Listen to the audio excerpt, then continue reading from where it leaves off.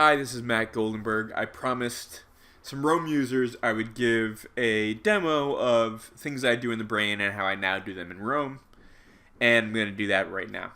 So TheBrain is this software that you all know that I can create different nodes in my graph, and then I create how they relate to other nodes using these relationships like this. New node, new relationship, and I can use this to think like I would my brain actually works, right? So that's TheBrain, and it's also got this sort of notes feature that's sort of incidental, where for each node, if I want to add some extra description about what I mean by that node, or if the node is pointing to something, that can all go in this little notes thing, and I can sort of add as many different attachments to that node to represent what that node is as I want. Again, the notes feature is fairly incidental. I rarely use it unless I'm wanting to attach some document or link that the node is referring to, or I want to add a little extra context about what the node means. Now, Roam is the opposite. Okay, in Roam, the notes are the main thing. So I have a note here, and you can see that this note is basically an outline form.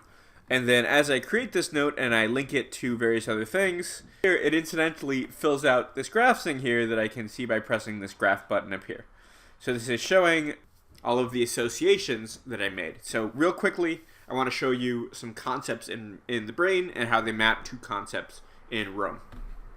And then I'll show you examples in each one of how I'm using these concepts. So the first concept in TheBrain that I want to talk about is this notion of types of relationships. So you have parent relationships, you have child relationships, and then you have what we'll call sideways relationships. Okay, so sideways relationships are sort of things that are related but don't make sense in the parent-child frame. So the way that works in Roam is that you've got pages, which are top-level nodes, and then you can have parents, you can have children of those top-level nodes through this this outlining form. So you see I have this example, TheBrain, Roam, concept mapping for metaphors and movements. A child of that is the six descriptions of suffering, and a child of that is metaphor. Now, in case you are curious, you're like, well, that doesn't map exactly because I can't link to an individual child node like I can in TheBrain. That is false. Not only can I view the individual context of an individual child node by zooming in like this, so now I'm on this individual child node exactly, and it shows me the parents' nodes up here. But in addition to this, I can actually link to any individual child node using this double parentheses syntax like this. So if I wanted to reference this notion of emotions, or this child node of emotions, I simply look here, I start typing in emotions, and now I've created a reference to that node in another node. And you see that one there, so that's going to point me back. This will count up as I reference it, and it will point me back to the place where I referenced it from, just like in TheBrain. So that's how you represent parent-child relationships. Now, if you want to represent relationships to sideways relationships, I already showed you one way to do that. One way is, if you're referencing a child node, is to reference with the double parentheses syntax. Now, if you want to reference a parent node, that is, you want to reference something that is something that is not a paragraph but is just the name of a concept, then you're going to use this double bracket syntax. And now I can search for, say, metaphor, which is its own parent node, and it will link to that.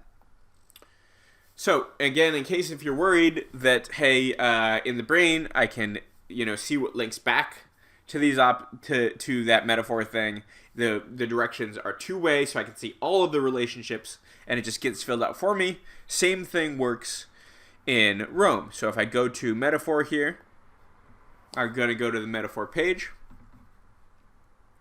I can quickly see in these linked references every single time I've mentioned metaphor or I've linked to metaphor. Not only can I see that, but there are these things called unlinked references. So not only is it showing me the times that I remembered to link back to that metaphor node, but any other time that I mentioned the word metaphor, didn't link to that, I can find examples of that. If I want to link back explicitly so that the link is clear, I just click this link button and it's done. Now that link is automatically created.